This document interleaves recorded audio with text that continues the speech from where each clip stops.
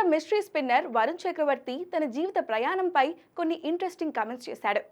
తానొకటి తలిస్తే దైవం ఒకటి తలిచినట్లు ఆర్కిటెక్ట్ అయ్యి సినిమాలు తీయాలని కలలు కన్న తాను చివరకు క్రికెటర్ను అయ్యానని తెలిపాడు.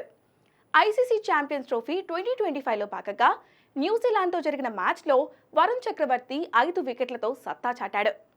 కెరీర్లో ఆడిన 2 వన్డేల్లోనూ 5 వికెట్ల ఫీట్ సాధించిన తొలి భారత బౌలర్గా వరుణ్ చక్రవర్తి చరిత్ర సృష్టించాడు. దుబాయ్ వేదికగానే జరిగిన టీ20 ప్రపంచ కప్ 2021లో దారుణంగా విఫలమైన వరుణ్ చక్రవర్తి 3 ఏళ్ల తర్వాత టీమిండియాలోకి రీఎంట్రీ ఇచ్చి సంచలన ప్రదర్శన కనబరుస్తున్నాడు. ఐపీఎల్ 2024 సీజన్లో కేకేఆర్ విజేతగా నిలవడంలో కీలక పాత్ర పోషించిన వరుణ్ చక్రవర్తికి టీమిండియా హెడ్ కోచ్గా గౌతమ్ గంభీర్ బాధ్యతలు చేపట్టడం కలిసొచ్చింది. ముందుగా టీ20లో అవకాశం కల్పించిన గంభీర్ ఆ తర్వాత వన్డేలో చోటిచ్చాడు.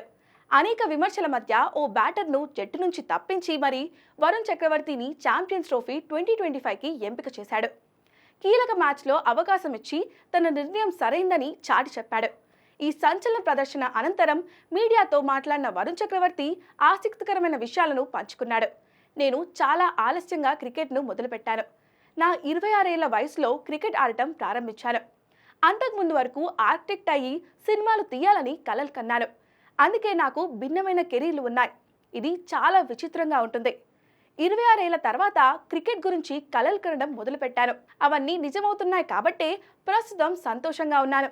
నేను దేవుడిపై భారం వేసి నా ప్రాసెస్ను మాత్రమే కొనసాగించాను. ఫలితాలు అవే వచ్చాయని వరుణ్ చక్రవర్తి చెప్పుకొచ్చాడు.